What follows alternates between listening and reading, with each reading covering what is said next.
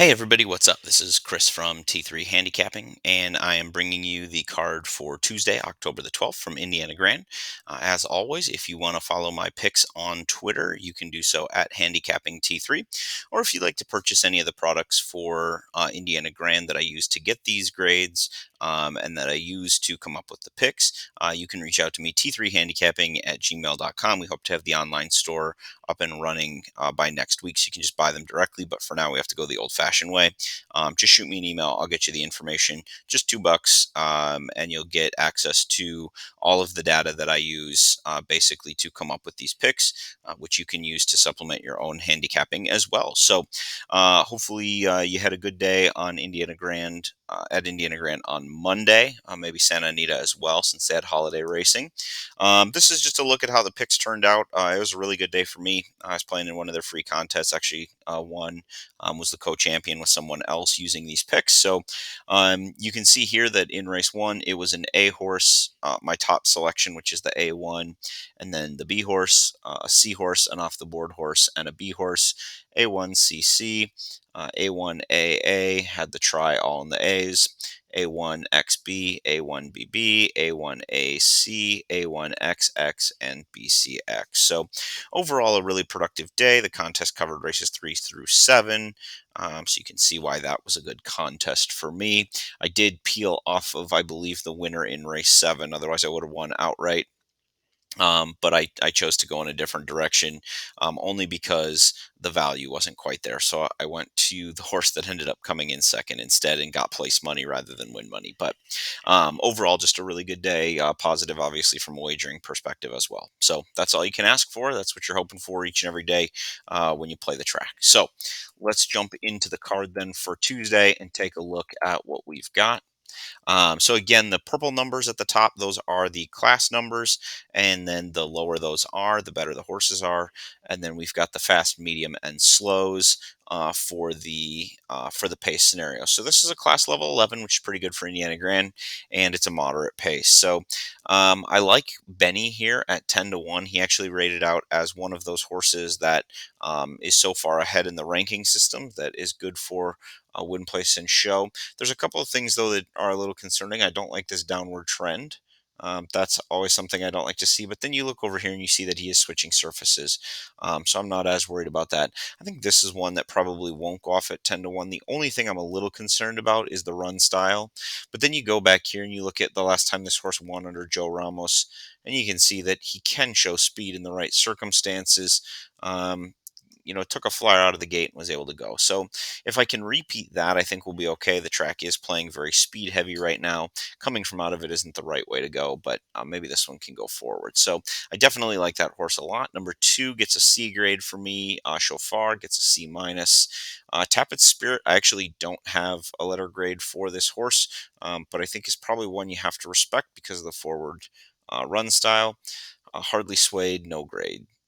My Girl Lexi, another really good one, and no grade. Comes over from a low percentage trainer to a high percentage. That may suggest this horse is ready for a step up. The number 7 is actually my second selection, and I do really like this one here. Baytown Bear gets a B grade for me. When all is said and done, I've got 1-7 and 2-3. If you look up here, you can see that Baytown Bear has run out to a 101 as the average at this speed and distance and has finished with a 77. You compare that to my horse, who finishes much faster, but only gets out to a 93, so has a lot of ground to make up. Those are the best numbers here. You even look at Hardly Swayed, doesn't quite run out as fast in the average and then still slows down badly. So I'm liking my chances here with those two choices. And I'm, taking the third and fifth choice on the money line. So at least on the morning line. So we'll see if that holds. But race number 2 on the 8 race thoroughbred card is a class level 16. It's a slow pace with only 17 out of 24 points. The number 1, I have a C plus grade. Number 2, a B grade. Number 3, a C grade. Number 4, Trade Secret, is one that comes in with an A plus grade and is a top contender. This is a Steve Asmussen horse. It's coming off of a summer at Churchill, Saratoga, Monmouth. It's a freshening at Kentucky Downs. I think every time a horse goes to Kentucky Downs, it's a freshening. The horse is going to come in and is going to be ready to run. C plus on the 5. The 6 is ungraded for me. So when all is said and done on this race, I'm going to be heavily through the 4. I will also play the 2 as a backup, and the 1, 5, and 3 show up on my backup line as well, but I'm probably not going to play them because I'm already so um, dug into this horse at even money on the morning line. That's probably going to go down from there, just because it's the best horse on paper, but then it's also trained by Steve Asmussen. So moving on to race number 3, we have a class level 10 and another slow pace. So I am looking for horses that are going to be more forward because I think there's an opportunity to win this one from on the lead. Number 1, Serena Beck, gets an A grade for me. Nothing But Flowers gets a C minus. Number 3, Very Amelia, hunch play for me, as that is my eldest daughter's name, but only a C grade for me on the rating scale. So I have to go against my system to make that play. It's also a closing horse, so it never goes well, but you know. We keep playing. Shy Money, A minus. Ever Wonder, A plus. I love that the horse is an early speed horse in a really slow race, and then an A minus on Hungarian Princess. I'm really hoping that Ever Wonder can get out and run this 101. If it does, it's going to be clearly lone lead. The next average is a 90. I think this horse, Ever Wonder, is just going to run away with it. So I'm going to be very heavily through the 5, even though I do have 4 horses on the A line.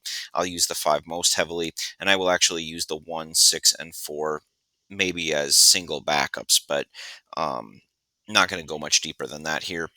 Race number 4, we've got a 28, so these are really bottom of the barrel. We've got fillies, we've got state breds, they're maiden claimers, they're not worth much, and there's a pace of 8. So it's on paper a very slow, very classless race.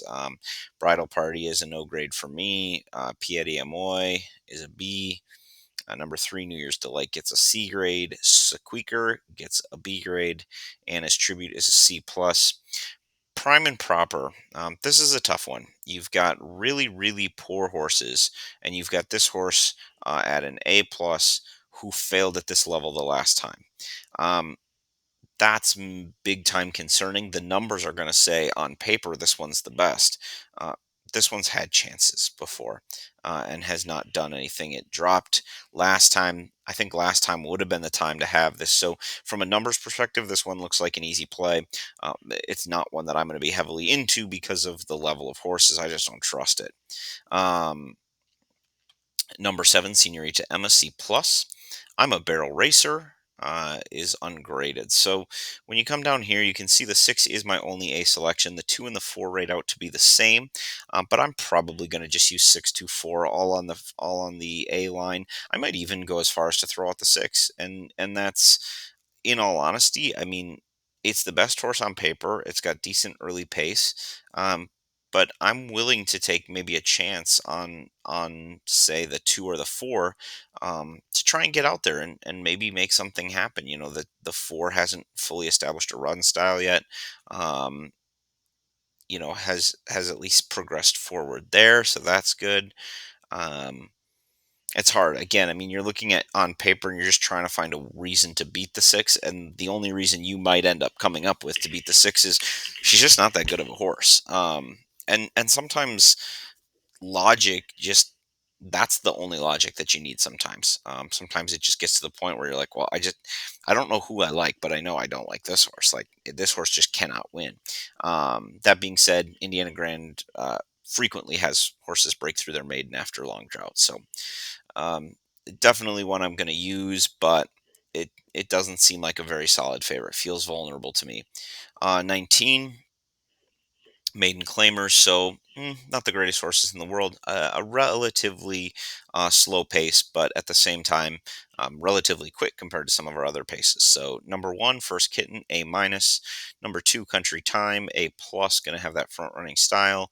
Catch My Kitty, B. Incessant, B plus. Graceful Choice, C grade. No grade on the 6, no grade on the 7. The 8 gets a B minus. The 9 gets no grade. The 10 gets an A. And the 11, Candy Call, does not get a grade. Second time start. So, what that leaves us here is pretty wide open. You've got 7 horses on the board, 6 of whom are in the A and B line, and A and Bs are, pretty good likelihood to win. So you've got the 2, the 10, and the 1 on the A line in that order. And then you have the 4, 3, 8 in that order on the B line. And then the 5 is a seahorse. But by the time you get 6 deep, I think it's time to put your flag in the ground and just stick to your A's and B's at that point, unless you have the capital to just go all and try and throw in some crazy long shots. But once you start doing that, then I think you really have to be taking a stand against the favorite, because otherwise, if you go deep there and then the favorite comes in, especially if you hit some favorites in other legs, horizontally speaking, there's just going to be no value for you. So. Race number 6, last 50-cent thoroughbred pick 3 of the day. You've got an 11 class, so pretty good horses and pretty good lick. Looks like it's going to be into this race. Jump right in, gets no grade for me. Number 2, Gold Command, B plus. Number 3, Jill's Passion, C minus. Number 4, Second Exchange, no grade. Number 5, Myers Tiger, no grade. Number 6, Only Rewards, C minus. Number 7, Judy's Market, no grade. Number 8, Betcha, an early type who gets an A plus and who looks on paper to tower over the field. This is the one that I want to use coming back from a turf effort. Should relish being back on the dirt. And you're seeing here, Betcha can run roughly a 90 out to the front, which is going to put it in a very similar spot to Jill's Passion, but hopefully can come through having run against a little bit tougher the last time out. You can see if we're just looking at top end speed, Only Rewards and Betcha do have the tops there, and then the late speed really sticks out for that one as well. So our A line is pretty simple. It's just 8. Our B line is going to include the 2, which is Golden Command at 5-1. So I've got some good prices: 3-1, 5-1. Now I know the 3-1 is the favorite, but this board is pretty spread, so you're going to be able to get value no matter what. And then I do have the 3-6 rated out as co-C choices, co-third choices in that C category. In the penultimate race, we're going to hop on the turf, hopefully. I do know that there's been some rain in the area at Indiana Grand over the evening and into the morning. So there is a pretty good chance that we may have some off track conditions, potentially just completely off the turf, as things don't dry out quite as quickly in the fall. So we'll kind of have to wait and see on this race how things go, but I've got a 13 for class, so pretty good group of horses and a moderate pace to run at. Number 1, Pulsar, is a B for me. Jason Be Good is a no grade. Indigo Rich, number 3, is a no grade. Number 4 is a C plus. That's One Last Hand. Ruffled Waters is no grade. Emerald Express, no grade, is a first time starter. Line of Gold, no grade. 8, Sprinklehead, C minus. Number 9, Bedouin Fighter, is an A plus. It's one of those horses that rates out above the rest. This horse has been running at Fairgrounds, Keeneland, and Churchill. Just came off of a layoff to run a really good second at Kentucky Downs. I mentioned earlier in one of the races that I love horses coming out of Kentucky Downs. I think they gain a valuable stamina boost coming out of there. This one looks like the obvious choice for Asmussen and Pedroza. Um, Asmussen doesn't just send horses here for nothing. There's a lot of racing going on right now at Remington Park. A lot of racing going on down south that he could take advantage of. He's coming here. Prince Shim, no play. Jerry Secret, C minus, and Feral Cat, C minus. So when we come on down to the bottom, pretty cut and dry 9 as my top selection.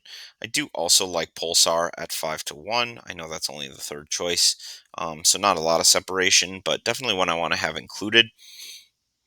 I have the 4 as the first selection on the C line. The 12 and the 11 are choices there, and then the number 8 as well will make it to the C line as well.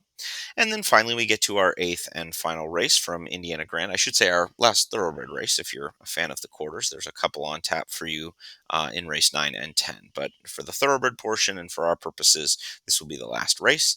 We've got a 21 class, so you're getting down to the bottom again. But it does look like it's going to be fast. And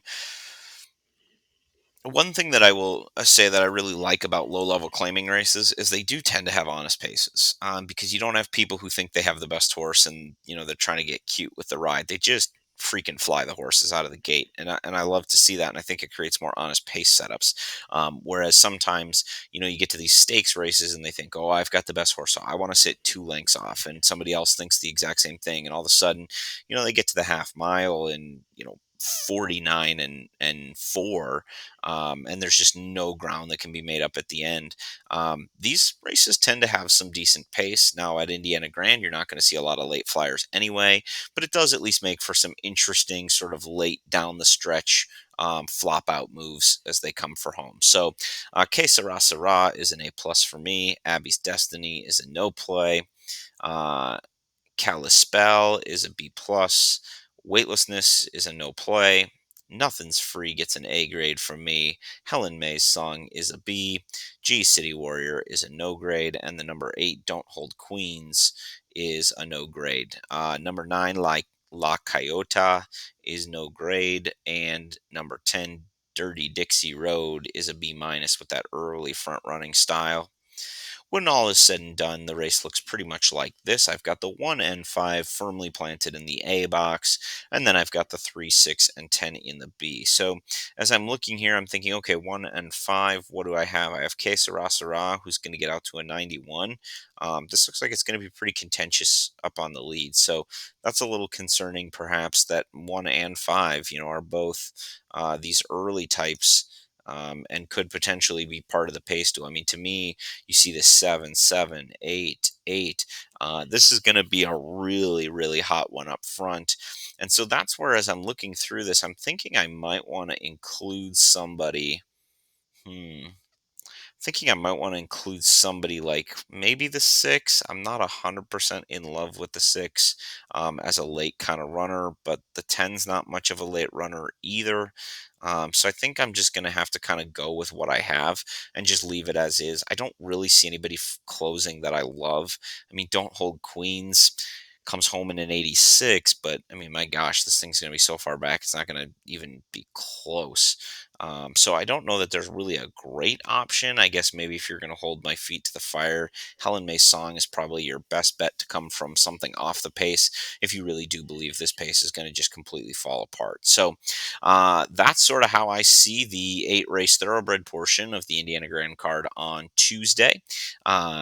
Make sure that you subscribe to this YouTube channel for daily analysis from Indiana Grand, as well as any of my spot plays that I will pop up only on my YouTube channel. So you have to subscribe here to be notified of those things to get those plays. And with that, always remember you can follow me on Twitter at Handicapping T3 to get the latest updates on the picks following scratches. And if you want to purchase any of the content that you've seen here, or I should say the data that goes into these letter grades, you can get those plus the T3 grids. Just email me t3handicapping@gmail.com. Good luck on all of your Tuesday Indiana Grand plays.